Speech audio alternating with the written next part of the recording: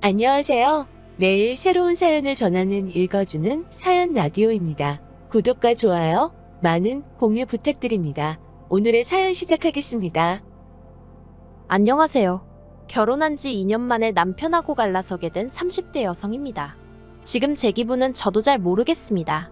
알터니가 빠진 듯 시원하기도 하고 한편으론 허탈하기도 하고 결혼할 때 이혼을 염두에 두고 하는 사람이 몇이나 되겠어요. 저도 그랬습니다. 4년이란 짧다면 짧지만 길다면 긴 시간 동안 남편을 만났고 만나는 동안 저도 나름대로 확신이 있었기에 결혼까지 결심하게 된 것인데 이혼은커녕 오히려 평생 남부럽지 않은 행복을 만들고 누리며 살아갈 줄 알았죠. 남편하고는 친구의 소개로 만났습니다. 좀 더 정확히 말하자면 원래는 남편 친구랑 제 친구랑 연애 중이었는데 이 커플이 여럿이서 어울려 만나기를 좋아하는 성격이거든요. 그래서 그 둘이 남편과 저도 한번 만나보라며 소개 자리를 만들어준 거예요. 저희가 만약에라도 사귀게 된다면 더블 데이트도 하고 그러면 같이 캠핑도 하고 여행도 다니고 재밌을 것 같았다면서요. 그리고 그 두 사람이 어느 정도는 보는 눈이 있었던 건지 정말로 남편이랑 저랑 잘 맞았어요. 첫 만남에서부터 어색하고 그런 것보다는 오히려 얘기거리가 끊이지 않아서 신기할 정도였다니까요. 그래서 이후로 저희는 누가 먼저랄 것 없이 연락을 주고받고 만남을 이어가다가 본격적으로 사귀기 시작했죠. 그런데 친구들도 몰랐던 사실이 있었던 게 그건 바로 남편의 집안 형편이라던가 가족관계라던가 그런 거야. 사실 어지간한 친구 사이가 아니면 파악하기 쉬운 건 아니잖아요. 그렇다고 그런 걸 대놓고 묻는 것도 흔치 않은 일이고 그래서 친구들이 알면서도 저에게 말을 안 했다거나 속였다곤 생각하지 않아요. 저도 처음엔 결혼 생각을 하고 만났던 게 아니다 보니 그런 것까진 궁금하지도 않았고요. 그런데 사귄 지 3년이 넘어갔을 때부턴 남편이나 저나 적은 나이도 아니고 하다 보니 양가에서 사귀는 사람이 있으면 한번 데리고 와보라던가 결혼 생각은 있는 거냐던가 말이 나오기 시작했죠. 그러면서 이제 남편하고 이런저런 이야기를 하다가 시댁에 관해서도 여러 가지를 알게 됐네요. 일단 듣기에 시부모님은 그냥 평범하신 분들 같았어요.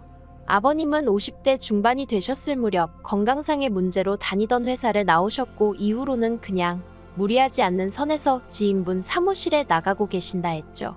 어머님은 평생 전업주부로 사셨고요. 남편은 그런 시부모님께 유난히 잘하려고 드는 아들도 아니었고 그렇다고 저희가 연애를 하는 동안 두 분한테 자주 연락이 온다던가 그런 것도 없었습니다. 그래서 솔직히 남편과 시부모님의 관계라던가 그런 부분에 있어서는 별 걱정은 하지 않았네요. 그리고 좀 조심스러웠지만 남편에게 시부모님의 노후는 준비가 되어 있는지 묻기도 했었는데 그래도 회사 생활을 꽤 오래 하셨으니까 연금 나올 것도 있고 그렇다며 걱정하지 말라고 하더라고요. 결혼할 때 집은 못 해주셔도 어느 정도 도와주실 거라 하셨다면서요. 그래서 내심 안도했었죠. 그런데 막상 상견례까지 마치고 본격적으로 결혼 준비를 시작하고 나니까 여러 가지가 남편의 말과는 달랐습니다. 특히나 어느 정도 도와주실 거라던 그 부분은 남편은 자기도 전혀 몰랐다 상상도 못했다 했는데 시부모님이 모아두신 돈이 하나도 없다고 하시는 거예요. 오히려 살고 계신 집을 담보로 받은 대출까지 있어서 그거나 다 갚고 죽을 수 있을지 모르겠다 하시면서 그 얘기가 나왔던 게 상견례 마치고 일주일도 안 되었을 때였거든요. 결혼 관련해서 이야기 좀 하자 하셔서 남편하고 시댁을 찾았던 자리였고요.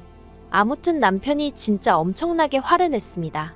이런 중요한 이야기를 왜 그동안 자식들하고 아니 하다못해 장남인 저하고 상의 한번 한 적이 없으시냐 하면서 상견례 때는 그럼 거짓말하신 거냐고 차라리 못 보태주실 것 같으면 못 보태주신다고 솔직히 말씀이나 하시지. 그 자리에선 1억을 해주네 어쩌네 하시지 않았냐? 정말 어쩌려고 그러신 거냐? 어찌나 남편이 전에 없는 모습으로 화를 내던지 오히려 제가 남편을 말려야 하나 싶을 정도였어요. 그런데 어머님 아버님은 막말로 우리가 대출을 받던 도박을 하던 장남이나마나 너한테 손 벌릴 것도 아닌데 왜 너한테 얘기를 했어야 하냐며 얘기했으면 뭐가 달라졌겠냐? 네가 돈을 해줬을 거냐 하시며 더 큰 소리를 내셨습니다. 그러니까 남편도 지금 하신 말씀 책임지시라며 자기는 절대 그 빚에 대해선 한 푼도 못 해드린다 어쩐다 그러더라고요. 솔직히 남편이 시부모님을 상대로 불같이 화를 내는 걸 보고 나니까 저는 시부모님과 남편을 별개로 생각할 수밖에 없었고 그래서 남편에게 화는커녕 싫은 소리조차 할 수 없었습니다. 제 속도 속이지만 남편 속이 말이 아니겠구나 싶은 게 오히려 어떻게 위로를 해줘야 좋을까 싶더라고요. 한편으론 친정에도 상황을 알릴 수밖에 없었습니다. 남편이 어떻게든 잘 둘러대면 안 되겠냐, 장인 장모님이 이 일로 나를 반대하시면 어쩌냐 하며 걱정을 했지만 그렇다고 친정 부모님을 속일 순 없었으니까요. 그리고 예상했던 것처럼 친정에서는 처음엔 난리가 났어요. 속일 게 따로 있지 어떻게 일륜지 대사를 앞두고 아무렇지도 않은 얼굴로 거짓말을 할 수가 있느냐며 시부모님도 시부모님이지만 남편에게 너무 실망이라 하시며 결혼은 없던 걸로 해라, 못 시킨다 하시더라고요. 그런데 지금 생각해보면 제가 정말 제정신이 아니었다는 거 아는데 그땐 그런 친정 부모님이 너무 야속하게만 느껴지는 거예요. 남편도 아무것도 몰랐다는데 누구보다 당사자인 남편이 제일 속상할 텐데 그걸 왜 저희 친정 부모님은 믿어주시질 않으실까? 속상하고 원망스럽더러니까요. 하지만 결과적으로 친정 부모님께선 저희 두 사람의 결혼을 허락해 주셨습니다. 헤어지려고도 해봤지만 잘 되지 않았고 눈물은 어찌나 하염없이 나던지. 제가 연애를 많이 해본 것은 아니었지만 제가 그토록 힘들어하는 걸 친정 부모님이 처음 보셨거든요. 그러니 이러다 딸 잡겠다 싶어서 어쩔 수 없이 허락해 주시는 거라고 하셨어요. 그리고 저나 남편이나 정말 감사하다고 실망시키는 일 없이 잘 살겠다 했죠. 다만 저도 친정 부모님 가슴에 대못 박으며 시집 가는 것 같아 경제적 지원은 받지 않겠다고 했습니다. 저나 남자친구나 모아둔 돈이 아예 없는 것도 아니었으니 서로 돈을 합치고 거기에 대출받으면 전세 정도는 구할 수 있겠다 싶었거든요. 남편과 결혼 전 저는 3살 터울의 여동생과 함께 자취 생활을 하고 있었어요. 원래 본가도 경기도라 저나 여동생이 출퇴근하는데 큰 무리는 없었는데 저와 달리 여동생은 독립에 대한 의지가 확고했거든요. 물론 친정 부모님은 허락해 주시지 않았지만요. 그러니까 여동생이 자기가 번 돈으로 나가겠다 하면 누가 무슨 수로 말리겠냐면서 정말 한 5년 동안 자린고비 저리 가라 싶을 만큼 짠순이 마냥 살더라고요. 그러더니 하루는 친정 부모님께 이제 정말 말리지 마시라며 내 능력으로 나가 살겠다고 거의 선언하듯 통보를 해왔죠. 그리고 친정 부모님은 그런 여동생이 내심기특하면서도 한편으론 걱정이 이만저만이 아니셨답니다. 그래서 나름대로 해결책으로 제시하신 게 언니인 저와 같이 나가 살아라였죠. 당연히 여동생은 그럼 그게 무슨 독립이냐 하며 싫다 해댔지만 친정 부모님의 고집을 꺾지는 못하더라고요. 그래서 제가 여동생이랑 같이 살기 시작했어요. 다만 1억 4천에 달하는 전세자금 중 1억에 가까운 돈을 여동생이 부담했기에 제가 나머지를 보태고 생활비를 댔어요. 참고로 여동생은 저와 달리 결혼이며 임신이며 말만 들어도 진저리를 칩니다. 자기는 혼자 잘 먹고 잘 살다 갈 거라면서 말이죠. 그런데 문제는 이제 제가 결혼을 해야 하니까 보증금에 묶여있던 제 돈이 아쉬워지더라고요. 돌려달라고 하자니 동생이 집을 줄여 이사를 가야 할 상황이었는데 언니 된 입장에선 동생이 지금보다도 열악한 환경에서 살게 하기도 그렇고 그래서 결국 제 돈은 친정 부모님이 먼저 저에게 주시고 나중에 동생이 이사를 하거나 그러면 그때 동생한테 받으시겠다대요. 감사했죠. 마음도 놓였고요. 그런데 왜인지 보나마나 남편이었겠지만 이 세세한 내막을 시댁 식구들도 다 알고 있더라고요. 한편 몇 달 전부터인가 어머님과 통화를 할 때면 어머님께선 하소연하듯 시동생들의 소식을 전하셨습니다. 시동생 둘 다 허파에 바람이 들었는지 서울 타령을 그렇게 해야 된다면서 말이죠. 그리고 그럴 때마다 저는 솔직히 찜찜한 마음을 감출 수가 없었어요. 이건 뭐 나더러 시동생들을 한번 불러주라는 말씀이신가 싶기도 했고 그런데 제가 시동생들하고 그렇게 가까운 편은 아니었거든요. 어떻게 말해야 하나 싶은데 솔직히 보고 있으면 한심합니다. 일단 남자 시동생은 사업을 한답시고 매일같이 이 사람 저 사람 만나서 술 마시고 다니는 게 일이었어요. 게다가 제가 말은 안 했지만 남편이 저 몰래 얼마씩 용돈까지 쥐어주는 상황이었으니 그리고 신우도 나이가 29으로 결코 어린 나이가 아닌데 어쩜 그렇게 철이 없는지 몰라요. 어떻게 해서든 제대로 된 직장 들어가서 자기 밥벌이 할 궁리는 안 하고 돈이 없네? 아르바이트 해야겠다. 돈 들어왔네? 써야겠다. 정말 이렇게 생각하고 사는 눈치였거든요. 그리고 여기도 저희 남편한테 걸핏하면 돈 뜯어가는 거 저 다 알고 있었어요. 하지만 나름대로 오빠 노릇한다고 그러는가 보다 싶어서 그냥 내버려둔 거죠. 아무튼 그런 시동생들이 급기야 하루는 저희 남편한테 그러더랍니다. 서울에서 제 여동생이 혼자 산다지 않았냐? 언니랑 살던 집이라며 그럼 방도 하나 더 있을 거 아니냐? 거기에 자기들이 가서 살게 해달라고요. 저는 처음에 남편이 그 이야기를 하는데 이게 무슨 미친 헛소린가 싶었어요. 내가 뭘 잘못 들었나 싶기도 하고 그걸 말이라고 전하고 있는 남편도 어이가 없었죠. 시동생들이야 워낙 철딱서니가 없고 그걸 전화 남편이 모르는 것도 아니니 남편 선에서 말 같지 않으면 잘라내고 말아야지. 그걸 뭐 한다고 나한테 전하냐고요. 그래서 제가 남편한테 말이 된다고 생각하냐고 짜증을 냈어요. 그랬더니 남편도 말 안 되는 건 아는데 그래도 시동생들이 말이라도 한번 해보라고 혹시 형수가 이해해줄지도 모르지 않냐면서 조르길래 그래서 해본 소리랍니다. 신경 쓰지 말라나요. 그런데 저희 시부모님, 특히나 어머님 반응이 어이가 없었어요. 저한테는 애들이 서울 가고 싶어서 환장을 해서 저런다며 미안하다 하시면서도 당신 팔자가 사나워서 그렇다며 언제까지 저 혹덩어리들을 달고 살아야 하는지 모르겠다.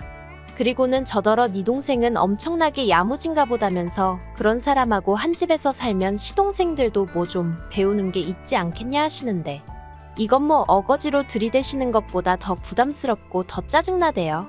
물론 저는 확실하게 안 된다고 말씀은 드렸지만요. 그리고 이 정도 거절했으면 다들 성인이니 제 말이 무슨 말인지 알아들었을 거라고 생각했는데 어이없게도 저희 남편이 글쎄 제 동생에게 직접 전화를 걸었답니다. 저는 이마저도 여동생한테 들어서 알았어요. 여동생이 한다는 말이 자기도 말을 해야 하나 말아야 하나 고민하다 이야기하는 거라면서 저희 남편이 그러더랍니다. 어려운 부탁인 거 알지만 자기 동생들이라면서 자기를 믿고 단 1년만이라도 같이 살게 허락해주면 안 되겠냐고요. 그래서 제 여동생이 형부 동생들이라고 해도 나한테는 남이다. 형부가 이런 부탁을 한다는 것 자체가 이해가 안 된다 했답니다. 그런데 저희 남편이 제 동생더러 그러더래요. 남이라니 서운하다. 나는 처제를 친동생이나 다름없다고 생각했다. 그리고 어차피 처제는 아침에 출근했다 저녁 늦게 나야 집에 오고 그럼 대낮엔 빈집이나 마찬가지인데 서로 마주할 만한 시간도 없을 거다. 저희 남편이 어찌나 억지를 쓰던지 결국 듣다 못한 제 여동생이 저희 남편더러 형부 이러시는 거 너무 불편하니까 앞으로 이런 이야기 하실 거면 연락하지 말라고 그랬답니다. 그랬더니 저희 남편이 제 여동생더러 이제 보니 은근히 말하는 거 싸가지가 있네 없네 하면서 진짜 실망이라고 자기는 반대 경우였으면 자기 동생들을 때려서라도 처제 데리고 살라고 했을 거라며 서운하네 어쩌네. 이 이야기를 전하는 내내 저는 비록 전화기 너머로 동생의 얼굴은 볼 수 없었지만 동생이 얼마나 화가 났을지 어이가 없었을지 오롯이 느낄 수 있었고 그럴수록 저는 동생 볼낯이 없다는 생각에 화끈거리고 온몸이 부들부들 떨리기까지 했어요. 부모님한테도 말씀드렸냐니까 그랬다간 형부 맞아 죽을까봐 안 했다는데 이걸 고맙다고 해야 하나 싶고 그래서 일단은 정말 미안하다고 몇 번이나 사과했습니다. 동생은 동생대로 언니도 참 어렵게 산다 하는데 진짜 쪽팔렸다니까요. 전화를 끊고도 한동안 분을 참을 수 없었고 저는 결국 퇴근한 남편이 집안에 들어서기가 무섭게 따지고 들었어요. 내 동생한테 전화했냐고 전화해서 정말 시동생들하고 같이 살아달라 어째달라 그딴 소리를 했느냐 했죠. 그랬더니 저희 남편이 처제는 그걸 촉새처럼 당신한테 일렀냐면서 한다는 소리가 당신이 처제를 걱정하듯이 나도 내 동생들이니까 안쓰러워서 부탁 좀 한 거라며 어차피 들어주지도 않는다는데 왜 이를 키우냐입니다. 그러면서 저나 제 동생이나 진짜 매정하다면서 어떻게 가족 간의 선을 딱딱 긋냐 불편해서 보고 살겠냐 하는데 정말 미안한 마음이라곤 눈꽃만큼도 없구나 싶은 게 그래서 남편한테 정말 실망이라 했습니다. 나는 시동생들만 멍청하고 생각이 짧은 줄 알았는데 피는 못 속인다더니 당신도 시동생들하고 별반 다를 게 없다고 핏줄이 무섭긴 하다면서 저도 막 내뱉어버렸죠. 막말로 남편 싸대기 안 날린 게 어딘가요? 남편은 제가 자기뿐만 아니라 자기 동생들까지 욕을 했다면서 그리고 핏줄을 운운하고 그런 건 시부모님을 욕한 거나 마찬가지라면서 저더러 무조건 사과하랍니다. 열받아도 사람이 할 말이 있고 하지 말아야 할 말이 있는데 제가 선을 넘었다면서 사과하래요. 그리고 이참에 처제한테도 입 조심하고 살라고 그러다 한번 된통 얻어 터진다고 말하라는데 꼭 제 귀에는 이게 남편이 언제 한번 제 동생을 때리기라도 하겠다며 선전포고를 하는 것처럼 들렸습니다. 이러니 상황이 점점 더 나빠졌지. 좋아질 수가 있었겠어요? 결국 제 입에서 먼저 이혼 소리가 나왔죠. 남편하고는 뭐 공동재산이랄 것도 없었고 그나마 있는 건 전세보증금이 다였는데 그것도 타이밍이 좋았다고 해야 하나 재계약을 한 해 만에 얘기가 나오던 딱 그때였거든요. 그래서 재계약 안 한다 하고 보증금 돌려받아 자기가 해온 만큼 딱딱 나눴습니다. 그리고 이 정도로 일이 진행되고 나서야 친정부모님께도 이혼하기로 했다 하니까 친정아버지는 착잡하신 표정으로 별 말씀은 안 하시대요. 친정어머니께서는 지금이라도 잘 생각했다 하시며 괜찮다고 절 위로해 주셨는데 솔직히 위로받을 만큼 뭐 가슴이 아프고 그런 것도 없었어요. 여동생은 혹시 자기 때문에 언니가 이혼한 거냐며 제 앞에서 엉엉 울었는데 절대 그런 거 아니니까 걱정하지 말라고 했죠. 사실 제가 이렇게 간추려서 그렇지 난리도 아니었습니다. 남편 쪽에서도 가만히 있지 않았거든요. 시부모님께서 당신들이 대신 사과할 테니 저더러 한 번만 그냥 넘어가자며 절 붙잡으셨는데 제가 안 잡히니까 이후론 시동생들을 보내셨는데 시동생들은 사과는커녕 자기들은 제가 친언니 친누나 같아서 그랬던 거라며 자기들도 서운하네 어쩌네. 여전히 생각이란 걸 안 하는구나 싶더라니까요. 남편은 말해 뭐해요. 했던 소리 또 하고 또 하고 미안하다고 하면서도 근데 어쩌고 저쩌고 내 입장이 어쩌고 저쩌고 어찌나 듣기도 싫던지. 그렇게 애틋하면 지가 지능력 되는 대로 방구해서 동생들 옆구리에 끼고 살던가. 아무튼 비록 이혼녀 딱지를 달게 되었지만 후회는 없네요. 긴 이야기 들어주셔서 감사합니다. 오늘의 사연은 여기까지입니다. 구독과 좋아요, 알람 설정해주시면 앞으로 더 좋은 사연으로 찾아오겠습니다. 감사합니다. 안녕하세요. 매일 새로운 사연을 전하는 읽어주는 사연 라디오입니다. 구독과 좋아요, 많은 공유 부탁드립니다. 오늘의 사연 시작하겠습니다. 안녕하세요. 결혼한 지 4년 만에 지독한 회의감에 괴로워하고 있는 여성입니다. 그리고 저를 이렇게 만든 건 바로 시댁 식구들이에요. 남편도 예외라고 할 순 없죠. 결국 어쩌고 저쩌고 해도 팔은 안으로 굽는다는 걸 남편을 통해서 알았으니까요. 남편하고는 어려서부터 알고 지낸 사이예요. 다만 저는 여고로, 남편은 남고로 진학하면서 이후론 한동안 서로 연락이 끊어졌었어요.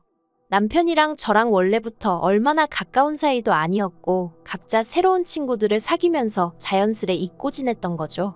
그러다 다시 연락이 닿은 건 몇 년이 흘러 남편이나 저나 둘 다 사회인이 되었을 때였습니다. 나서기 좋아하는 몇몇 친구들이 중학교 동창회랍시고 자리를 만들었는데 거기서 마주쳤거든요. 어렸을 때 까불거리던 모습은 온데간데 없고 말끔하게 정장까지 차려입고 나온 남편이 저에게 먼저 와서 아는 체를 했고 아무튼 뭐 그날을 계기로 저희는 누가 먼저랄 것 없이 서로 연락을 하다가 몇 달 후에는 정식으로 교제를 시작했습니다. 그런데 동네 친구라곤 해도 서로 소식도 모르고 지낸 세월이 오래다 보니 제가 남편에 관해서 아는 건 생각보다 많지가 않았어요. 특히나 한 동네 살던 시절에는 저희 집이나 남편 집이나 소위 고만고만했던 것 같은데 얘기를 주고받아 보니 이후로 남편 집안은 잘 안 풀렸더라고요. 남편 말로는 남편이 대학 들어가고 얼마 안 돼서 아버님이 회사를 나오셨고 이후로 퇴직금을 전부 투자하여 크게 식당을 차리셨는데 그게 잘 안 됐답니다. 어머님께선 손에 물 묻히는 일은 하는 거 아니라며 못한다고 버티셨다는데 아버님 고집을 꺾기에는 역부족이었던 거죠. 아무튼 장사가 잘 안 되다 보니까 결국 나중에는 아파트 판돈까지 싹 다 쏟아부으셨다는데 결국은 본전은커녕 빚만 지고 접으셔야 했다네요. 그래서 이후로 가족들이 10여 년 가까이 전부 다 뿔뿔이 찢어져 살 수밖에 없었다고요. 반면에 저희 집은 좀 달랐습니다. 저희 친정부모님의 경우 오래전부터 맞벌이를 하고 계셨기에 수입원이 안정적이기도 했고 그와 별개로 친정어머니가 부동산 재테크에 감각이 탁월하셨어요. 그리고 다행히 친정아버지 성격이 유순하신 편이라 친정어머니가 어떤 식으로든 결정을 내리실 때면 별 반대 없이 따라주셨거든요. 그래서 한마디로 저희 집은 잘 풀렸죠. 여유가 생겼고 저도 그 덕을 많이 봤어요. 아무튼 이런 이야기를 남편한테 세세하게 한 적은 없습니다. 아무래도 고생했다는 사람한테 혹시나 자랑하는 것처럼 들리진 않을까 걱정이 되기도 했고, 이때만 하더라도 결혼까지 생각하고 만나던 사이는 아니다 보니 굳이 해야 될 필요를 못 느꼈거든요. 그런데 사귄 지 횟수로 3년이 넘어가자 남편은 농담인 듯 찐담인 듯 결혼하면 돈 관리는 제가 했으면 좋겠다던가, 아이는 저 닮은 딸로 둘만 낳았으면 좋겠다던가 그런 이야기를 꺼내기 시작했어요. 그리고 저도 처음엔 한 귀로 듣고 한 귀로 흘려버리곤 했는데, 언젠가부턴 왠지 남편의 이야기가 당연한 우리 둘의 미래처럼 그려지기 시작하더라고요. 그리고 그 무렵 남편이 저에게 정식으로 프로포즈를 해왔습니다. 지금도 또렷이 기억이 나요. 가진 건 없지만 그래도 제 눈에서 눈물 흘리는 일은 없게 평생 저 하나만 바라보고 살겠다던 그의 말이요. 하지만 프로포즈를 받고 처음 친정에 남편을 데리고 갔던 날 친정 부모님의 반응은 솔직히 당황스러웠습니다. 늘 제 결정과 선택을 지지해 주시던 분들이셨는데 그때만큼은 무척이나 걱정스러운 표정을 지어 보이셨으니까요.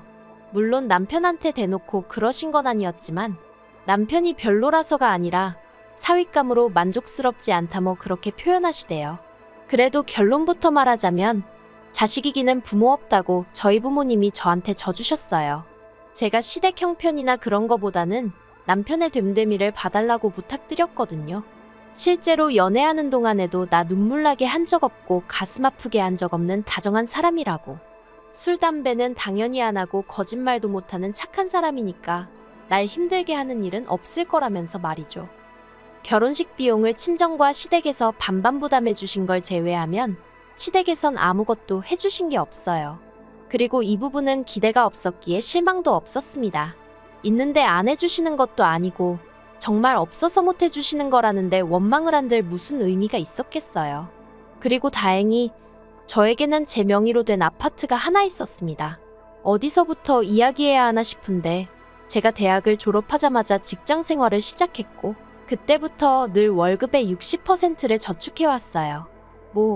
제가 얼마나 대단히 알뜰한 사람이라서 그랬던 건 아니고 그만큼 또 친정에서 여러 가지로 지원을 해주셨으니 가능한 일이었죠. 아무튼 그러다 보니 직장 생활 5년 만에 1억 가까운 돈을 모을 수 있었는데 그걸 알게 되신 친정어머니께서 그럼 그 돈을 묵히지 말고 대출 끼고 아파트를 하나 사라 하셨습니다. 그래서 서울 변두리에 정말 작은 아파트를 하나 사뒀는데 그땐 그 집이 제 신혼집이 될 줄은 꿈에도 몰랐네요. 그 아파트가 알짜배기 마냥 그렇게 값이 오를 줄도 몰랐고요. 대출이 끼어있긴 했어도 저 혼자 갚고 있었고 이후로도 계속 저 혼자 갚을 생각이었기에 저는 제가 집을 해가는 거라고 생각했습니다. 그래서 남편에게 당신은 복받은 줄 알라 하며 혼수를 해오라 했어요. 그런데 시부모님은 그러지 말고 남편이 모은 돈으로 아파트에 걸려있는 대출을 일부라도 상환하라며 성하셨지요. 이자로 생돈 나가는 게 아깝지도 않냐면서. 하지만 남편이 모아둔 돈이라고 해봤자 2천만 원밖에 안 됐거든요. 참고로 2천만 원밖에 없었던 이유는 남편이 저랑 사귄 지 1년 좀 넘어가던 시기에 외제차를 뽑았기 때문이에요. 제가 웬 외제차냐며 한 소리 하기도 했었는데 그때 한다는 소리가 제 친구들 남자친구들이나 남편들은 소위 잘 나가는 사람들이 많았고 그래서 어쩌다 그 사람들하고 한 번씩 어울릴 때면 자기가 너무 기가 죽더랍니다. 저한테도 괜히 미안했다나요? 아무튼 그래서 벼르고 벼르다 지른 거라길래 저도 더는 뭐라 말을 안 했어요. 그땐 결혼 이야기가 오갈 때도 아니다 보니 자기 돈 자기가 썼다는데 제가 뭐라고 하는 게 말이 되나 싶었으니까요. 그런데 그게 결국 저희 결혼할 때가 돼서 부메랑으로 돌아온 거죠. 물론 남편은 이제 가족차 아니냐며 제가 자기 차를 끌어도 된다 했지만 저는 제 차가 있는데 굳이 뭐하러 남편 차를 탐냈겠어요. 외제차 끌고 다니면 괜히 이거저거 신경만 더 쓰이지 싶기도 했고 아무튼 어머님은 계속 남편의 2천만 원으로 대출금 일부를 갚고 대신 아파트 명의의 지분 설정을 해주라 뭐 그런 말씀을 하셨습니다만 결론은 그렇게 안 했어요. 남들이 들으면 너도 네 시어머니 못지않게 계산적이네 할 수도 있는데 아파트가 올라서 이제 5억이 되네 만에 그러고 있는 마당에 남편 돈 2천 받아가지고 계산 복잡하게 만들 일이 뭐가 있나 싶었거든요. 그래서 남편더러 그 2천으로 혼수나 해오라고 했죠. 그리고 결국 이 일로 저는 어머님 눈밖에 났어요. 며느리가 돼서는 벌써부터 지 시애미 말을 우습게 듣는다. 이래서 있는 집 딸을 며느리로 보는 게 아니었다. 그래도 저 비록 어머님 때문에 스트레스는 많이 받았지만 남편 하나 보고 참았어요. 사실 남편하고 둘이만 있으면 연애 때랑 크게 달라진 건 없었거든요. 저에게 여전히 자상하고 상냥했고, 그래서 어머님이 하시는 말씀은 알아서 걸러들었네요. 그런데 저희 결혼하고 1년쯤 됐을 땐가 시댁에서 또 일이 터졌습니다. 알고 보니 아버님이 어머님과 상의도 없이 지인분들한테 돈을 빌리고 다니셨던 거죠. 그것도 어머님이 아민이었쩌니 하시면서 말해요.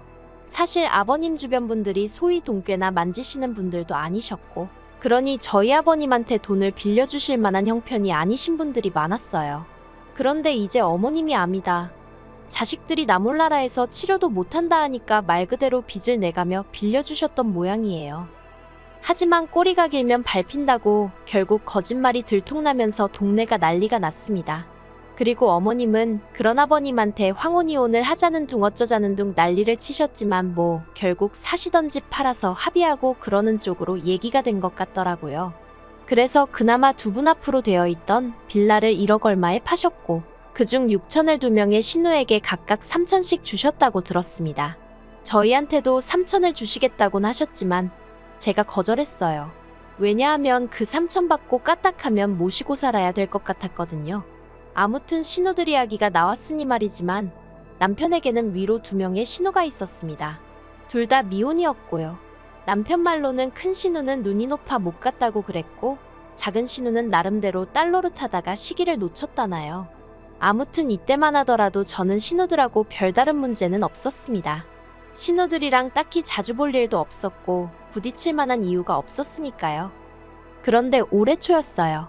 두 신우 중 작은 신우가 결혼할 사람이 생겼다며 소식을 전해왔습니다. 같은 회사를 다니는 사람이라면서 오며 가며 정이 든 것 같다더니 사귄 지 6개월 만에 결혼을 약속했다더라고요. 이때는 시부모님은 물론이고 남편도 그렇고 저까지 모두가 한뜻으로 축하해줬어요.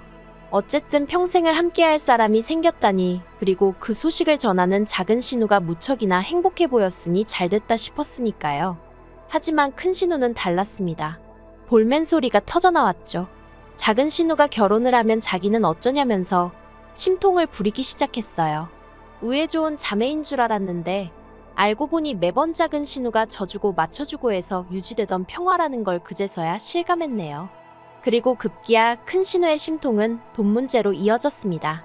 작은 신우가 결혼하기로 한 남자 쪽도 가진 건 없지만 그렇다고 자기가 빈손으로 시집 갈 순 없지 않냐 하면서 큰 신우한테 이사할 집을 알아보라고 했대요. 집 구할 때 시부모님으로부터 받은 3천을 보증금에 보탰으니 그거 돌려달라면서요. 그런데 큰 신우가 단칼에 거절을 하더랍니다. 집을 구할 때도 같이 동의해서 구했으니 나가는 것도 같이 동의를 해야 하는 거 아니냐면서, 그런데 자기는 이번엔 동의 못한다고. 그래도 나가야겠다면 자기도 더는 말은 안 하겠지만 3천은 지금 당장 못 준다고. 언제 줄지는 자기 기분에 달렸다고 그랬다나요? 원래도 큰 신우가 아버님을 닮아 고집이 세다는 건 알고 있었어요. 하지만 딱히 저를 괴롭힌 적은 없으니 그냥 그런가 보다 하고 말았었죠. 그런데 작은 신우한테 하는 거 보니까 아무리 언니라지만 어째 사람이 저 따위인가 싶은 게 작은 신우가 불쌍해 죽겠더라고요. 하지만 제가 불쌍해하는 건 불쌍해하는 거고 그렇다고 제가 책임을 져준다는 건 아니잖아요. 정말이지. 지금도 이때를 다시 생각하면 골치가 아파옵니다. 큰 신우가 발악을 해대고 작은 신우는 하루가 멀다 하고 울고자 대는 와중에 시부모님이 저희 부부를 부르셨어요. 시댁에 불려갈 때만 하더라도 설마 저희에게 그런 부탁을 하실 거라곤 상상도 못했습니다. 어머님께선 큰 신우가 보증금으로 묶여있는 작은 신우 돈을 못 준다 하니 이를 어쩌냐 하시며 가족 중에 그나마 그런 큰 돈을 가지고 있을 만한 사람은 저희뿐인 거 안다. 그러니 그 3천을 저희가 먼저 해주라는 한마디로 말도 안 되는 말씀을 하셨거든요. 황당하고 어이가 없었습니다. 막말로 저희가 먼저 돈을 해줬는데 큰 신우가 배째라고 나오면 그땐 어쩌냐고 제가 물었어요. 그랬더니 시부모님이 저더러 당신 딸을 뭘로 보고 그딴 소리를 하냐며 언성을 높이시대요. 피는 못 속인다잖아요. 순간 그 소리가 목구멍 끝까지 올라왔습니다. 자기 여동생 돈도 안 준다고 저러는데 올케 돈을 제때 주겠냐고 그 소리도 목구멍 끝까지 올라왔지만 참았고요. 결국 서로 입장 차이를 좁히지 못하고 집으로 돌아왔습니다. 남편은 저한테 절 볼낯이 없다 하면서도 그렇다고 자기가 나서서 어떻게든 상황을 해결해보겠다 뭐 그런 소리는 안 하더라고요. 그리고 저도 더는 그 일에 대해서 묻지도 않았고 궁금해하지도 않았어요. 신우들끼리 지지고 볶던지 말던지 내 알바냐. 어머님 아버님하고도 돈 문제로는 절대 얽히지 말아야지. 그런 다짐만 되새겼죠. 그런데 작은 신우 결혼 이야기가 나오고 3달째로 접어들었던 지난 4월 어머님 아버님 입에서 또다시 황당한 소리가 터져나왔습니다. 큰 신우가 조건을 내걸었대요. 작은 신우 보증금을 내줄 테니 대신 자기가 저희 집에 들어가서 살게 해달라고 했다나요? 얼마나 어이가 없던지 하마터면 제정신이냔 소리가 나갈 뻔했습니다. 하지만 가까스로 그 말은 삼키고 제가 왜요? 이유가 뭐래요? 하고 물었어요. 그랬더니 큰 신우가 원래 겁이 많답니다. 귀신 이런 것도 무서워하고 뭐 혼자 집에 있는 걸 안 좋아한대요. 그래서 자기는 결혼 상대 찾을 때까진 죽어도 혼자 못 산다고 그랬다면서 무조건 저희랑 살아야겠다고 하더랍니다. 정말이지 무슨 개풀 뜯어먹는 소리도 아니고 당연히 안 된다고 했어요. 이땐 더는 좋게 말하고 넘어갈 일이 아니다 싶어서 절대로 안 된다고 했죠. 솔직히 큰 신우가 작은 신우한테 시비 걸고 괴롭히는 걸 제 눈으로 몇 번이나 봤는데 큰 신우가 아나무인으로 나가면 아무도 못 말린다는 걸 제가 다 알아버렸는데 미쳤다고 같이 살고 싶었겠어요? 그래서 남편한테 큰 신우랑 같이 살고 싶으면 당신이 나가라 했습니다. 혼수해온 거 다 들고 가라고. 가서 큰 신우 시집 갈 때까지 같이 살아주고 오라고요. 그랬더니 남편도 말도 안 되는 소리를 한다면서 걱정 말라고 하대요. 그래도 어찌저찌 일이 잘 풀려간다 싶었어요. 큰 신우가 무슨 싱글들끼리 공동체로 사는 그런 집을 찾았다면서 거기로 이사를 가겠다고 했거든요. 거긴 뭐 월세가 좀 비싸서 그렇지 보증금은 2천인가만 있으면 된다고. 그래서 제가 침대를 다 사줬어요. 생각해보면 제가 고마워할 게 아닌데 그땐 하도 시달리다가 일이 풀려서 그런가 고마운 마음마저 들었거든요. 그리고 지난달이었습니다. 아버님 생신이라서 몇 달 만에 모처럼 다 같이 모였던 날이었죠. 저희 부부는 물론이고 큰 신우도 오고 작은 신우도 예비 시매부를 데리고 왔고요. 그런데 장소는 평소에도 가족 모임만 있다 하면 가던 돼지갈비집이었는데 어째서인지 큰 신우가 헛구역질을 하는 거예요. 돼지갈비 싫어하는 사람 없다지만 저는 큰 신우만큼 돼지갈비에 환장하는 사람을 본 적이 없었는데 그리고 그 순간 작은 신우가 뭐냐고 임신이라도 했냐며 깔깔 웃었는데 큰 신우 성격에 한마디 쏘아붙여야 하는데 그런 게 없었습니다. 뭔가 분위기가 이상했죠. 그리고 갑자기 신우가 흐느끼기 시작하더니 사실은 자기가 임신을 했답니다.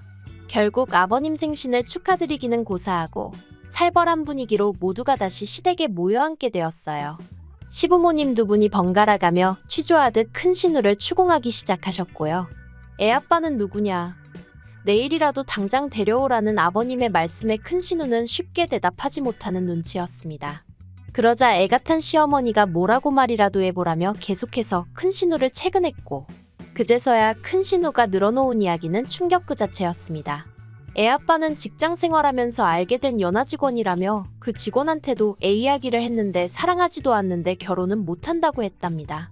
지우면 수술비를 줄 것이고 낳는다고 하면 양육비는 책임지겠다며 하지만 결혼은 못한다고 아주 선을 딱 긋더래요.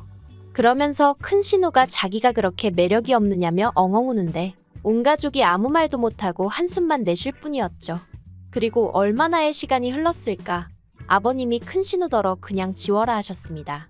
작은 신우도 애아빠란 사람도 싫다는데 언니 혼자 낳아서 어떻게 키우냐고 지우라고 그러고 저도 비슷한 생각이었지만 저까지 나설 자리는 아닌 것 같아 전 가만히 있었어요. 그런데 그때 대뜸 어머님이 저 때문에 이 사단이 났다면서 왜 아무 말도 안 하느냐고 무슨 말이라도 짓거려보라며 저에게 악다구니를 쓰시대요. 황당해서 순간 말문이 막혔지만 그래도 할 말은 해야겠다 싶어서 이게 왜 제 잘못이냐고 그랬어요. 그랬더니 어머님 말씀이 처음부터 큰 신우가 저희랑 같이 살겠다고 했을 때 그러라 했으면 저렇게 아무 남자하고나 자고 다닐 일이 있었겠냐면서 이게 다 저 때문이라고 저더러 당신 딸 인생 이제 어떻게 책임질 거냐고 말 그대로 아그락을 쓰시더라니까요.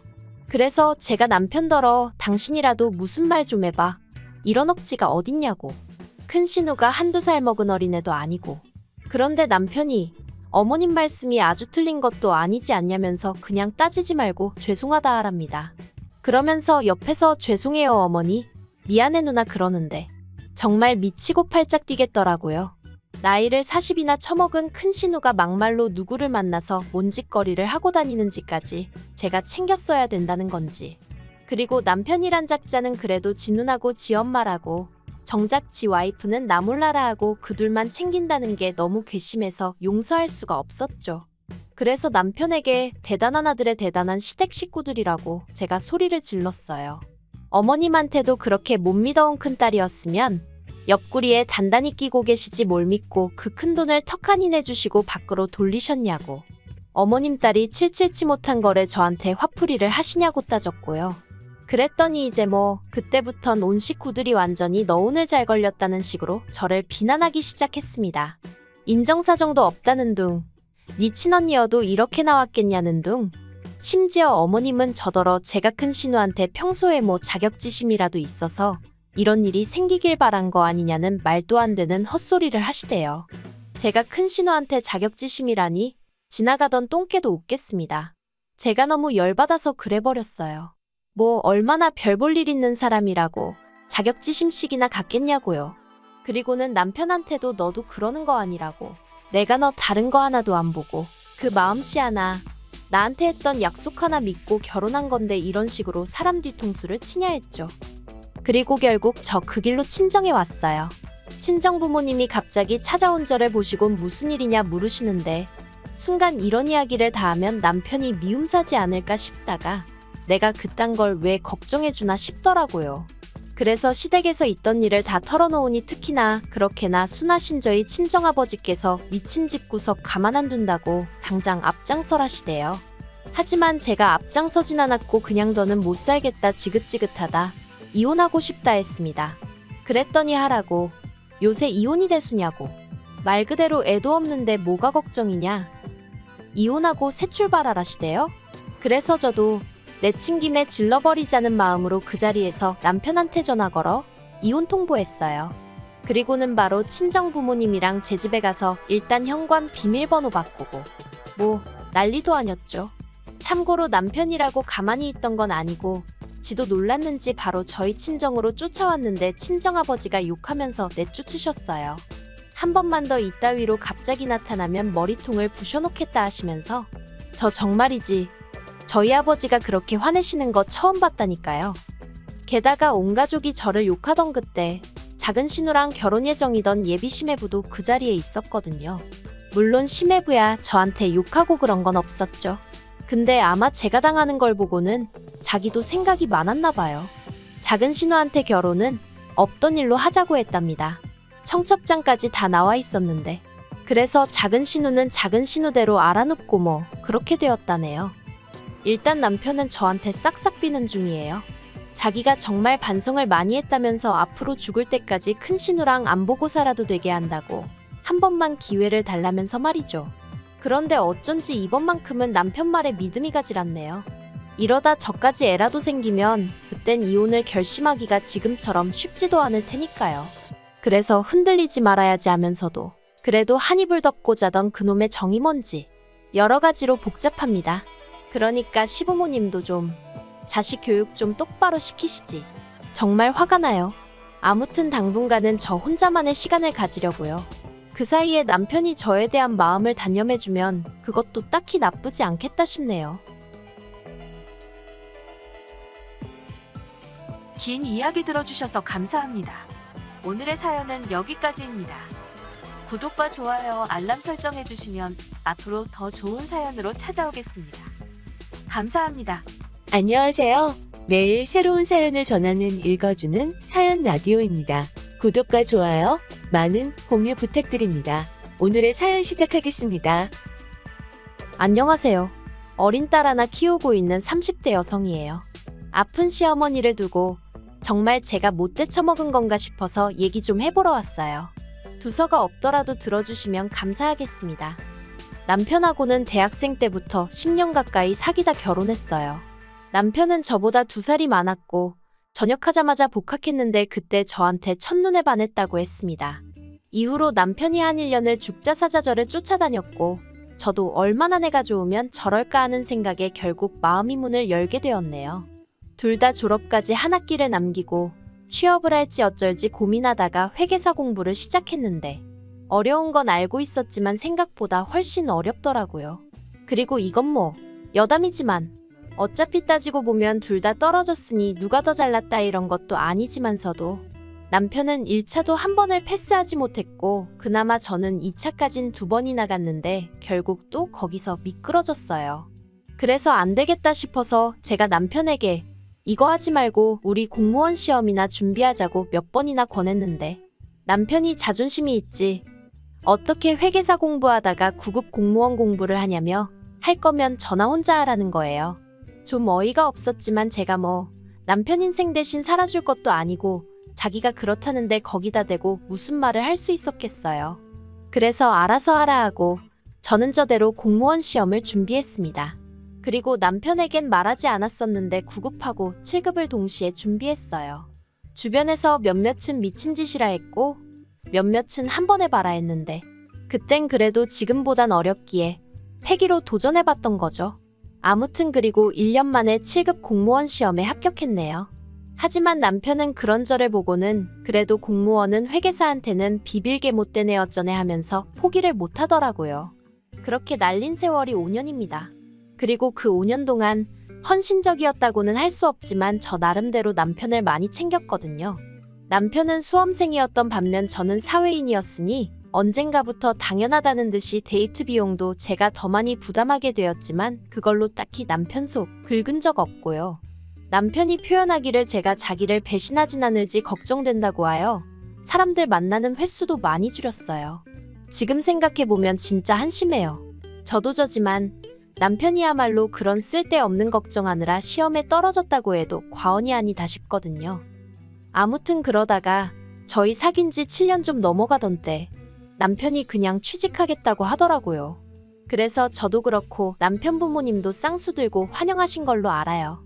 그런데 그때 이미 남편 나이도 나이였고 딱히 내세울 만한 게 없었습니다. 회계사 하나만 바라보고 있었으니 남들 다 가지고 있는 영어 성적도 없었고 말 그대로 이력서에 채워 넣을 게 없더라고요.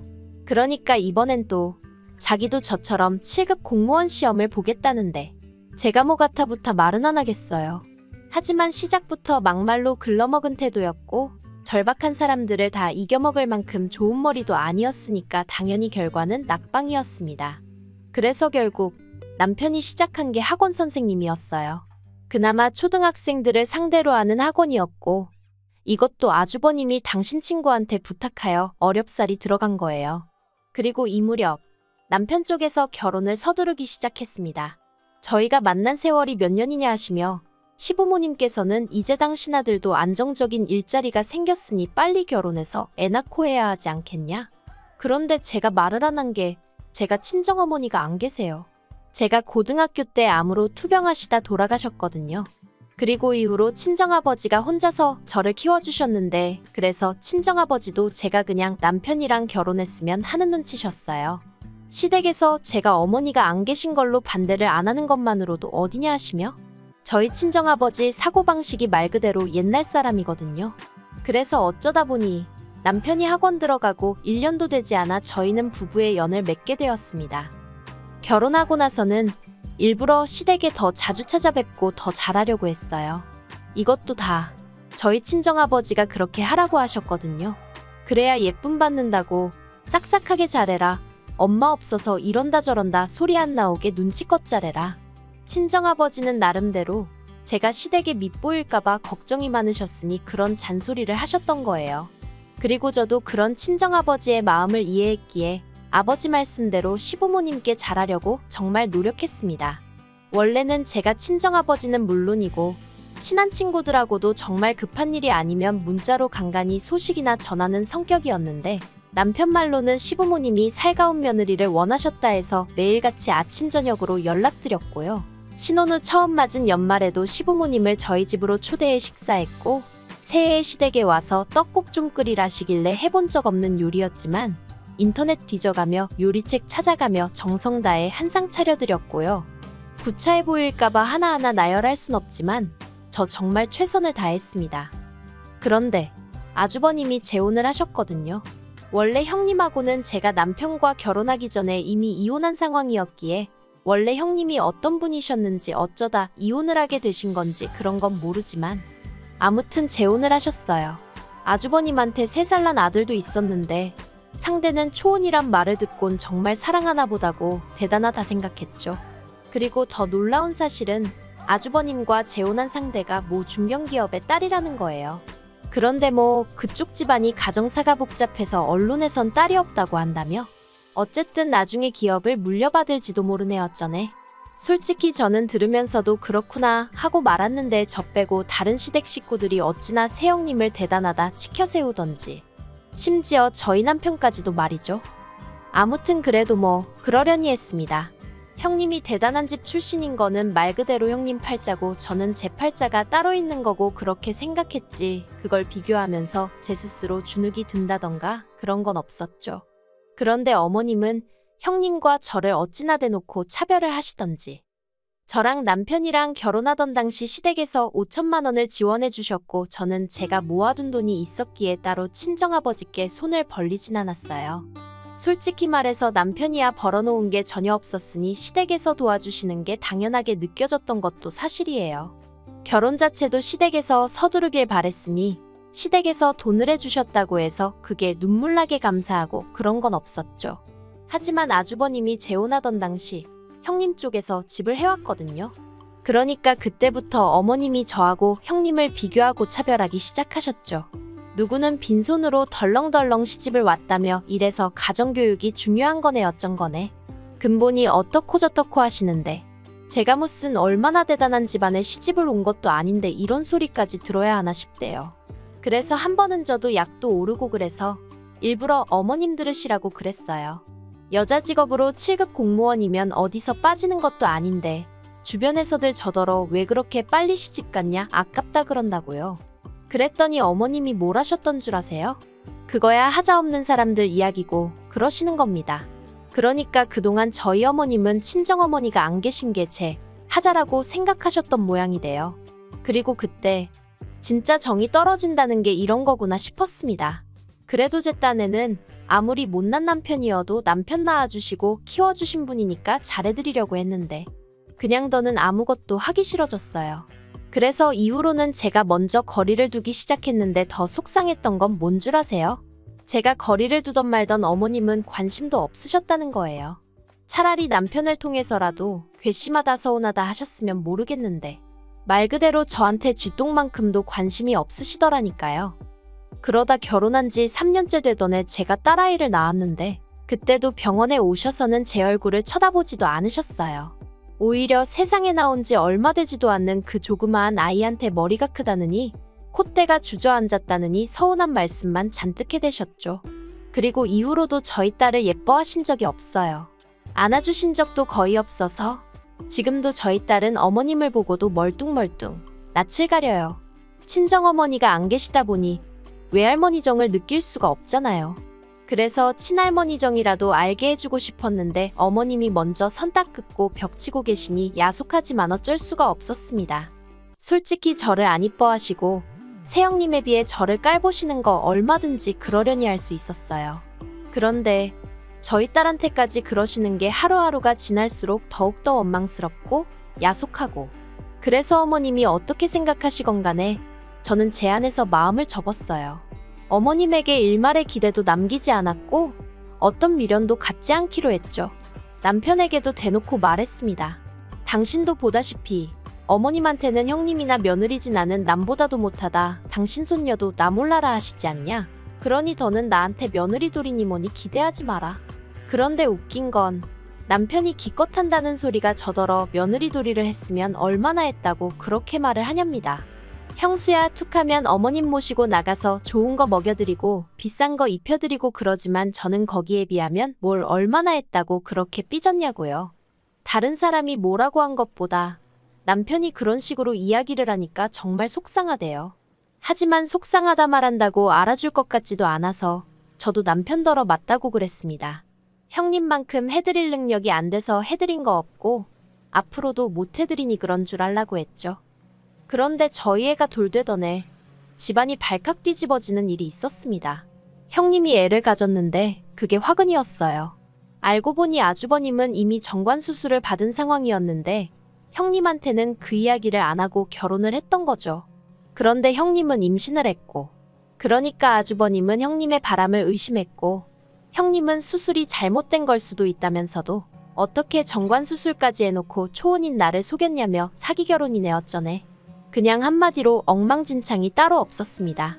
그리고 형님 입장에선 아주버님이 계속 찝찝하다 어쩌다 하니까 자기는 결백하다며 오히려 아주버님을 사기 결혼으로 고소한다 하고, 그런데 결국 임신한 지 7개월째 되던 때 형님이 유산을 했어요. 그러니까 이제 누가 잘못한 건지 잘잘못을 가리기가 아주 어려워졌었죠. 그러면서 결국 형님이 먼저 이혼하자고 나온 모양입니다. 아주버님 애를 자기 자식처럼 키울 생각이었지만 그래도 자기 배아파 낳은 자식도 꼭 하나 가지고 싶었고 그 이야기를 결혼 전에 아주버님한테 몇 번이나 했었다면서, 그런데도 정관수술 이야기는 입도 뻥끗 안 했다고. 아주 음흉하고 더러운 인간이라면서. 그리고 원래 결혼 기간이 짧으면 위자료를 거의 못 받는다고 들었는데 비싼 변호사를 썼는지 결국 아주버님이 위자료도 2천만 원인가 내줬습니다. 그리고 어머님한테 그간 선물한 보석이며 밍크며 명품백들까지 한 개도 안 남겨놓고 싹 다 뺏어갔죠.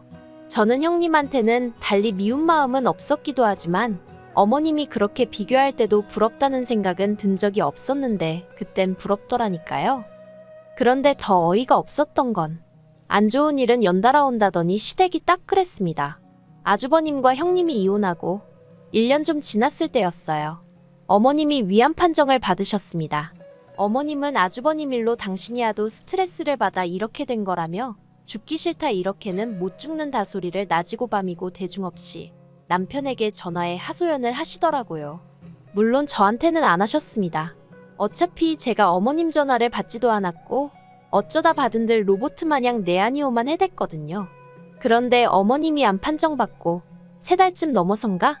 아버님이 아주버님과 저희 부부한테 얘기 좀 하자며 자리를 만드셨습니다. 그리고는 하시는 말씀이 당신 혼자 어머님 챙기려니까 힘들어 죽겠다면서 누가 됐든 어머님 좀 모시고 가라. 아니면 둘이서 일주일씩이든 한 달씩이든 돌아가며 모시라셨습니다. 그러자 아주버님이 아주 아버님 말씀이 끝나기가 무섭게 난색을 표했어요. 위자료 빼주고 어쩌고 하면서 방 한 칸에 반지하로 이사했는데 거기서 어떻게 어머님을 모시냐며 오히려 어머님 건강에 해롭네 어쩌네. 자기가 모시기 싫다 소리를 나불나불 길게도 하더라고요. 그러면서 아주버님이 저희더러 거긴 방도 2개고 그러니까 당분간 저희 애랑 어머님이랑 한 방 쓰게 하면 되지 않냐입니다. 어이가 없어서 제가 그거를 아주버님 마음대로 정하시냐 했어요. 저희 딸, 어머님한테 아직도 낯가리고 불편해한다고 어머님도 저희 딸 안 예뻐하시는 거 아시지 않냐고. 그런데 어떻게 한 방을 쓰게 하겠냐고 제가 싫어서 안 된다고 했죠. 그러자 아버님은 아무리 그래도 시어머니가 아픈데 그거 좀 불편한 건 감수해야 하지 않겠냐입니다. 아주버님도 저한테 어머님이랑 사이 안 좋은 건 알지만 그래도 이건 아니라고 하길래 아픈 게 벼슬이냐고 그랬어요. 그리고는 앞으로도 이런 이야기 하실 거면 저는 빼고 하시라 했죠. 남편에게도 진작에 얘기했다. 며느리돌이 같은 건 안 하고 오로지 남편의 아내로 아이의 엄마로만 살겠다고. 그리고 말이 나왔으니 말이지만 어머님한테 가서 먼저 여쭤보셔라. 어머님이 나를 며느리로 생각한 적은 있으신가? 그랬더니 다들 더는 아무 말도 못하대요. 자기들도 눈 달리고 귀 달렸으니 제가 무슨 말을 하는 건지 알아들었던 게죠. 그리고 그날 집으로 돌아오는 길에 남편이 저한테 정말 안 되겠냐입니다. 뭐가? 하고 알면서도 되물었어요. 그러니까 남편이 어머님이 불쌍하지도 않냐면서 이참에 한번 기회를 드리면 어떻겠냐대요? 그래서 안 불쌍하다고 그랬어요. 정말로 하나도 불쌍하단 생각이 안 들었거든요. 어머님은 당신이 이렇게 아쉬운 처지가 되는 날이 올 거라곤 꿈에도 모르셨을 테죠. 그러니 저를 그렇게 막대하셨겠지만 저는 오히려 어머님 아프신 걸 보니까 신이 정말 있구나 그런 생각이 들었어요. 왜 뿌린 대로 거둔다고 하죠. 제 마음은 상상 이상으로 싸늘하게 식어 있었던 모양입니다. 아무리 생각해도 왜 제가 어머님을 불쌍하게 여겨야 되는지 모르겠거든요. 남편에게 안 된다고 분명히 말했는데 이제 와서 자꾸 어머님을 내 앞에 들이민다던가 우리 사이에 우겨넣으려고 하지 말라 했습니다. 그랬다간 당신도 내 눈 밖으로 치워버릴 거라고, 당신 없이 우리 애 키우는 거 나 하나도 두렵지 않다고 했죠. 그랬더니 남편도 알겠다면서 더는 말을 안 하네요. 똑같은 사람은 되지 말아야지, 원수를 사랑하라지, 그런 말도 나름대로 되새겨봤는데 결국 제 속만 썩어문드러지는 것 같아서 그것도 그냥 때려치렵니다. 어머님이 어떻게 되시든 솔직히 관심 없어요. 돌아가시길 바라는 건 아니지만 낫게 되면 낫게 되는 거고 아니면 아닌 거지. 정말 딱 그 정도네요. 긴 이야기 들어주셔서 감사합니다. 오늘의 사연은 여기까지입니다. 구독과 좋아요, 알람 설정해주시면 앞으로 더 좋은 사연으로 찾아오겠습니다. 감사합니다. 안녕하세요. 매일 새로운 사연을 전하는 읽어주는 사연 라디오입니다. 구독과 좋아요, 많은 공유 부탁드립니다. 오늘의 사연 시작하겠습니다. 안녕하세요. 이혼 숙려 기간이 끝나기만을 학수고대하고 있는 30대 여성입니다. 결혼할 때 남편값만 볼 게 아니라 남편 주변 사람들까지 두루두루 살펴야 한다는 말 그토록 귀에 딱지가 않도록 들었는데도 막상 제가 결혼할 때가 되니까 그런 건 안중에도 없었어요. 오히려 어려운 환경에서 남편만큼은 제대로 잘한 것 같아 대단하다 싶었으니까요. 하지만 지금은 그때 제 선택이 몹시도 후회가 됩니다. 솔직히 남편이 중간에서 제 역할만 제대로 해주었다면 주변이 얼마나 개판이든 제가 이렇게 이혼까지 요구하진 않았을 거예요. 정말이지 어디서부터 어떻게 이야기를 해야 하나 싶네요. 제가 대학교에 입학하고 얼마 지나지 않았을 때 친정아버지가 하시던 사업이 망했어요. 그래서 전까지는 솔직히 나름대로 유복하게 자랐다고 생각했는데 순식간에 살던 동네, 살던 아파트를 떠나 말 그대로 생고생을 하게 되었죠. 친정어머니는 평생을 전업주부로 사셨는데 그때만큼은 당신도 뭐라도 해보셔야겠다며 아는 분식당에 가서 설거지도 하고 그러셨으니 남들도 다 그러고 산다지만 자식된 입장에선 참으로 가슴 아픈 상황이었습니다. 그래서 저는 남들은 연애도 하고 유럽 여행도 가고 그런다는 그 시절에 오로지 장학금 하나만 바라보고 미친 듯이 공부만 했어요. 덕분에 우수한 성적으로 졸업해서 교수님 추천으로 좋은 회사에 들어갈 수 있었고요. 하지만 이후로도 집안 형편은 크게 나아지질 않다 보니 여전히 저는 성공에 목말라 있었고 그렇게 또다시 앞만 보고 달리며 살았습니다. 그러다 제 나이 29이 되었을 때 친정아버지께서 마지막이라며 작은아버지가 하시는 사업의 일부를 넘겨받으셨는데 그게 생각보다 너무너무 잘 풀렸어요. 솔직히 친정아버지 연세도 있고 해서 별 기대는 없었고 그저 친정부모님이 당신들로 후준비만이라도 하실 수 있으면 정말 감사하겠다는 마음이었는데 아무튼 친정부모님의 상황이 나아지니까 그제서야 저도 숨통이 트이는 기분이었죠. 그리고 마음의 여유가 생기기 시작하니까 주변 사람들은 어떻게 하고 사는지도 하나둘씩 눈에 들어왔는데 언제 다들 그렇게 연애하고 결혼하고 애 낳고 그랬나 싶은 게 솔직히 저는 제가 제일 앞서 나가는 삶을 살고 있다 생각했는데 실은 누구보다도 뒤처져 있었더라고요. 황당했죠. 그리고 이러면 안 되겠다 그런 생각이 들었어요. 저는 비혼주의자도 아니었고 너무 늦지 않게 엄마도 되고 싶었거든요. 그래서 주변 가까운 지인들에게 나도 이제 슬슬 연애를 하고 싶단 분위기를 풍겼습니다. 그랬더니 다행히도 눈치 빠른 몇몇이 소개팅을 주선해 주었고 그렇게 남편을 만나게 되었네요. 남편은 말수가 많지는 않았지만 상대방의 말에 귀 기울여주는 자상한 사람이었어요. 적어도 연애 때는 그랬죠. 그리고 저는 그런 남편의 성격과 좋은 게 좋은 거라고 넘길 줄 아는 제 성격이 참으로 잘 맞는다고 생각했기에 3년이란 연애 기간 동안 단 한 번의 잡음도 없을 수 있었다고 믿었거든요. 그래서 남편이 프로포즈를 해왔을 때도 별 고민 없이 승낙을 했던 거고요. 그런데 결혼 준비를 시작하면서 시댁이 제가 생각한 것보다 훨씬 더 어려운 형편인 걸 알게 되었습니다. 물론 연애할 때도 까놓고 말해서 그렇게 있는 집 자식이란 생각은 안 들었어요. 어느 순간 남편이 한 끼에 3만 원이 넘어가면 무척이나 아까워한다는 걸 알아차렸고 카페에 갈 때마다 제일 싼 음료만 주문한다는 걸 눈치챘으니까요. 하지만 그래도 성격 자체가 알뜰해서 그런 거라 생각했지 금전적으로 쪼들리는 상황이라곤 생각치 못했습니다. 남편은 그런대로 이름난 회사를 다니고 있었고 저도 들은 바가 있으니 얼마나 버는지 어느 정도는 예상이 가능했으니까요.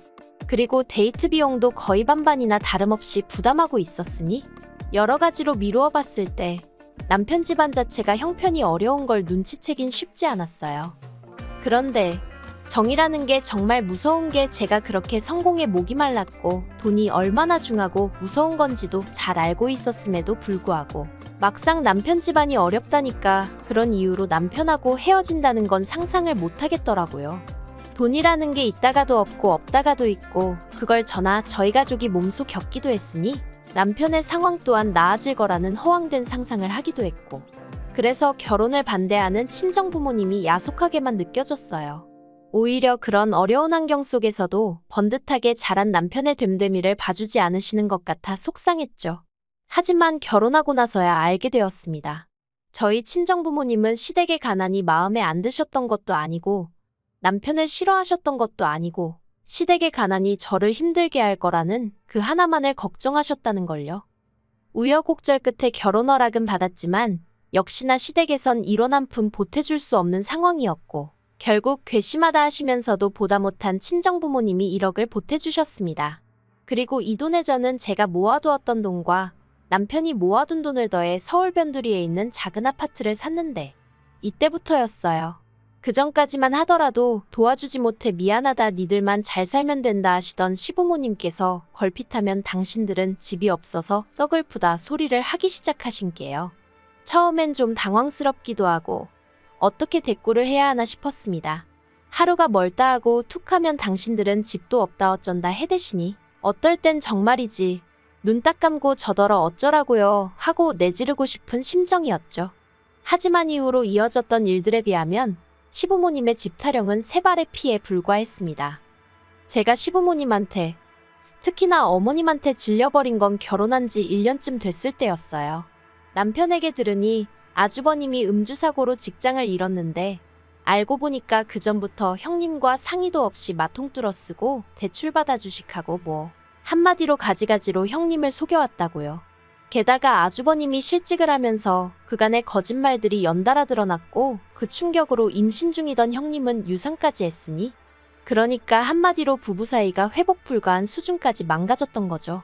그런데 제가 말은 안 했지만 같은 여자로서 정말 열받았던 게 시부모님이 그런 형님을 붙들어 놓고 이미 일은 벌어졌는데 아주버님을 용서해야지.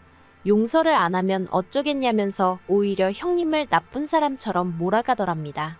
아주버님이 나쁜 뜻으로 그런 것도 아니고 살다 보면 실수도 할 수 있는 거라면서 사과를 하면 받아주는 게 맞다고.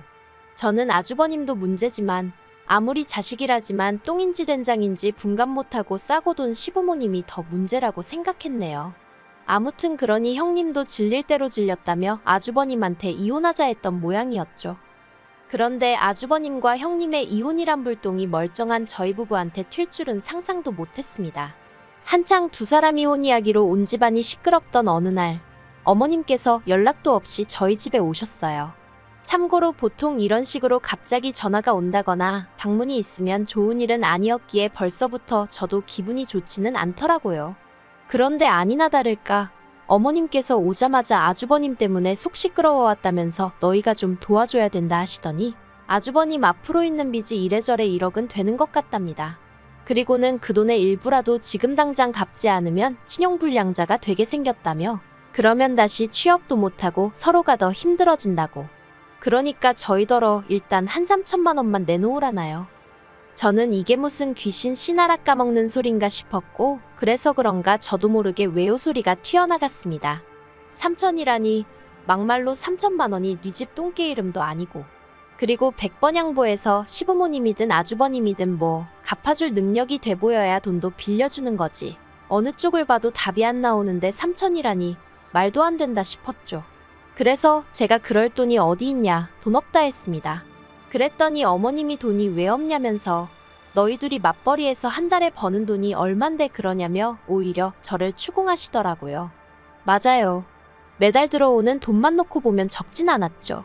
하지만 시부모님 생활비랍시고 다달이 70만 원씩 드리고 있었고 이 밖에도 이거 필요하다 저거 필요하다 하시면 남편이 의뢰껏 자기 카드로 사드리는 거 말은 안 했지만 저도 다 알고 있었거든요. 그러니 따져보면 매달 시댁에 들어가는 돈이 좋기 100만 원은 넘었습니다.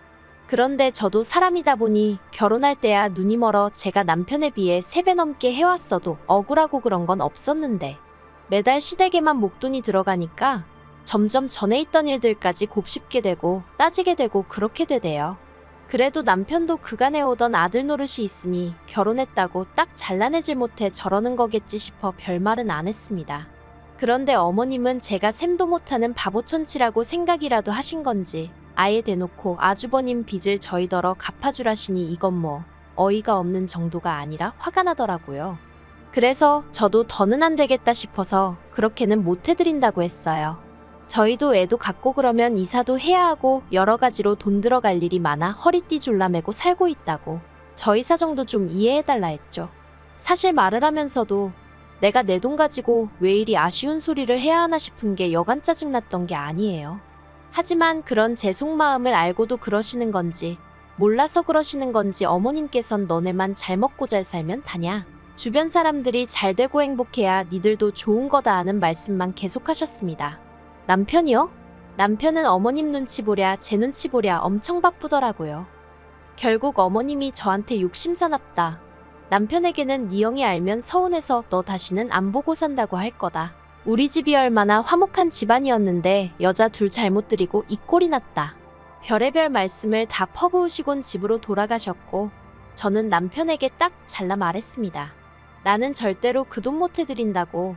아주버님이 한두 살 먹은 어린애도 아니고 일을 내셨으면 책임도 아주버님이 지셔야지. 막말로 주식하셨다면서 주식으로 돈 버셨으면 그거 우리 주셨을 거 아니지 않냐? 그리고 어머님도 너무하신 게 어머님 아들을 왜 우리더러 책임지라 하시냐? 그랬더니 남편이 저한테 꼭 그렇게까지 말해야 하냐면서 자기도 기분 안 좋고 머리 복잡하니 말 조심하랍니다.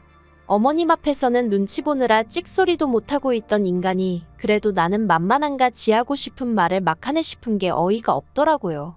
그래서 남편이 뭐라건 간에 그 돈 해줬다간 나도 가만히 있지 않을 거라고 했어요. 그리고 다행히 남편이 돈은 안 해줬습니다. 아주버님도 이혼당한 마당에 당신까지 이혼당하면 볼만하겠다고 제가 한마디 한 게 빚으로 꽂혔다나 어쨌다나 그러대요. 아무튼 이후로 한동안 적어도 저희 둘은 그럭저럭 잘 지냈습니다. 사실 시부모님이고 아주버님이고 시댁 일만 아니면 남편하고 저는 크게 다툴 건 없었으니까요. 그런데 몇 달이 흐른 얼마 전이었습니다. 어머님이 아주버님 일로 저희랑 상의할 일이 있다며 이번엔 저희를 시댁으로 불러들이셨지요. 보나마나 돈 이야기 일게 뻔했으니 저도 나름대로 마음을 단단히 먹고 갔습니다. 또 돈 이야기 하시면 뒤도 안 돌아보고 나올 거라고 남편에게도 미리 선전포고하듯 말을 해뒀죠. 그런데 이번엔 그냥 돈 이야기가 아니었어요. 시댁에 도착해 말 그대로 서로 속내를 감추고는 인사를 나눴습니다.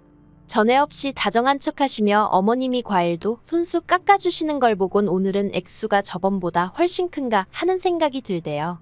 여담이지만 저도 여우같이 어머님한테 살랑살랑했어야 하는데 성격이 그러질 못해서 그건 못하고 오로지 날만 세우고 있었어요. 그리고 아니나 다를까 분위기가 살짝 풀어지면서 서로 가벼운 대화를 주고받던 무렵 어머님께서 저희 친정부모님 안부를 물으셨습니다. 그런데 기분은 별로였어요. 사실 명절 때면 저희 친정에선 늘 시댁으로 과일 보내고 고기 보내고 그러셨는데 정말이지 받아드시기는 잘도 받아드시면서 정작 고맙다는 말씀은 한 번을 하신 적이 없으셨거든요. 그런데 대뜸 저희더러 오라고 해선 웬일로 제 친정부모님 안부를 물으시니 어머님 가식에 소름이 끼칠 지경이었죠. 하지만 제 기분과는 별개로 며느리 된 입장에서 대답을 안 하고 있을 수도 없고 그래서 잘 지내신다고 간단히 대답하니 하시는 사업도 잘 되냐 물으시기에 그 또한 그렇다고 짧게 대꾸했습니다. 그랬더니 참으로 다행이라면서 뜬금없이 그러면 이제 얘기가 좀 되겠다 하시더니 당신이 이런 말까진 안 하려고 했는데 곰곰이 생각을 해보니 저희 결혼할 때 당신이 뭐 하나 저한테 받은 게 없더랍니다.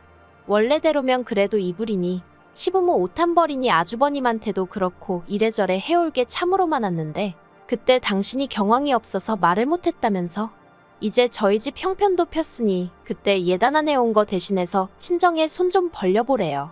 어이가 없어서 저희 친정에서 1억이나 해주신 거 기억 안 나시냐 하니까 그거야 니들 집 사는 데 썼지. 그걸 예단으로 해준 건 아니지 않냐입니다. 그래서 제가 그러면 어머님도 저 예물해 주실 거냐고 물었어요.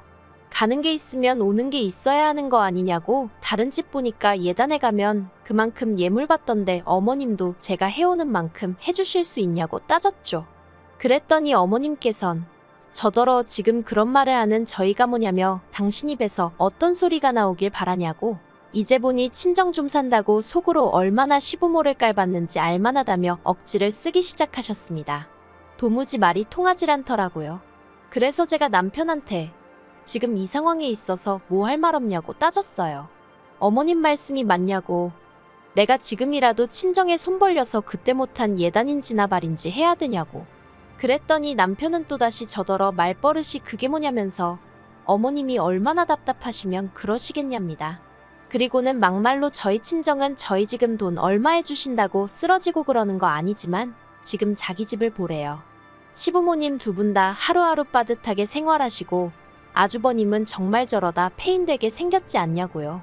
그래서 제가 그게 내가 예단안에 와서 그런 거냐니까 남편이 말문이 막혔는지 한숨만 푹푹 쉬더라니까요.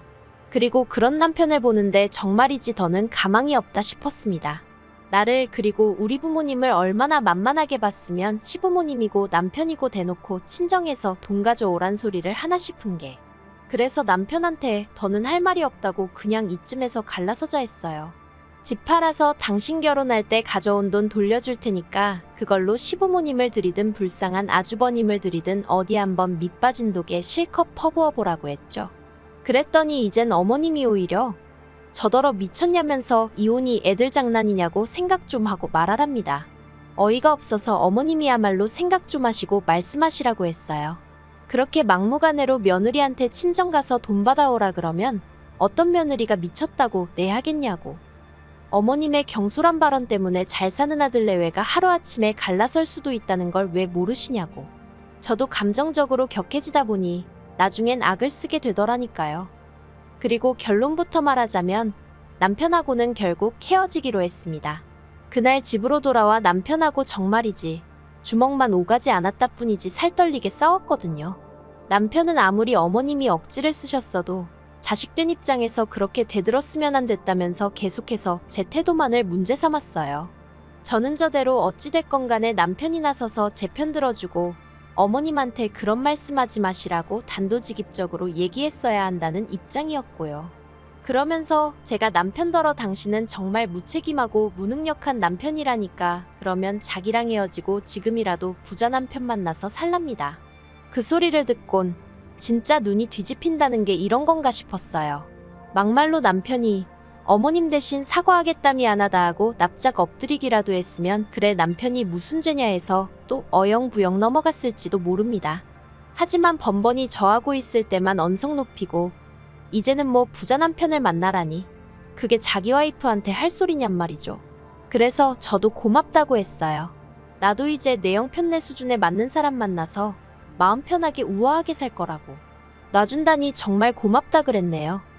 그런데 제가 이렇게 컴퓨터 앞에 앉게 된 이유이기도 합니다만 이제 이혼이 확정되기까지 며칠 남지 않았는데 남편에게 연락이 왔어요. 한다는 말이 자기가 반성 많이 했다고요. 아주버님하고도 어머님하고도 얘기 잘 끝냈다며 이제 자기 식구들이 돈 문제로 저를 힘들게 할 일은 없을 거라더니 그러니까 우리 이혼은 없던 일로 하고 다시 한번 잘해보자. 우리 좋았잖아 그러대요. 온몸에 닭살이 쫙 돋으면서 이걸 어떻게 어르고 달래야 하나 싶었습니다. 막말로 고지가 코앞인데 남편이 갑자기 이혼 안 하겠다 해버리면 어쩌나 싶어서요. 그래서 일단은 대충 적당히 남편이 하는 말 한마디 한마디에 대꾸해주고 있긴 합니다만 절대로 돌아가는 일은 없을 거예요. 이미 남편이 저에겐 결코 도움될 사람이 아니라는 걸 알아버린 마당에 제가 제 발로 똥물에 들어갈 이유가 없잖아요. 그리고 시댁 식구들한테 한마디 하고 싶습니다. 가난한 걸 부끄러워하시라는 게 아니에요. 막말로 어머님 아버님이 어려우신 거야 두 분 사정이고 제가 어떻게 해드릴 것도 아닌데 부끄러워하셔라 마라. 제가 말할 입장이 아니죠. 하지만 그 책임을 왜 두 분 아들들도 아니고 피 한 방울 안 섞인 며느리한테 지우시려는 건지, 사돈은 또 무슨 죄고요? 그러니 저는 두 분의, 특히나 어머님의 그런 뻔뻔함을 더는 감당할 자신이 없습니다. 부디 어머님은 어머님만큼이나 더 뻔뻔하고 지독한 새며느리들이셔서 그나마 다달이 받으시던 생활비도 못 받고 정말 시애미 대접 못 받는 게 어떤 건지 한번 겪어보셨으면 좋겠네요. 긴 이야기 들어주셔서 감사합니다. 오늘의 사연은 여기까지입니다. 구독과 좋아요, 알람 설정해주시면 앞으로 더 좋은 사연으로 찾아오겠습니다. 감사합니다.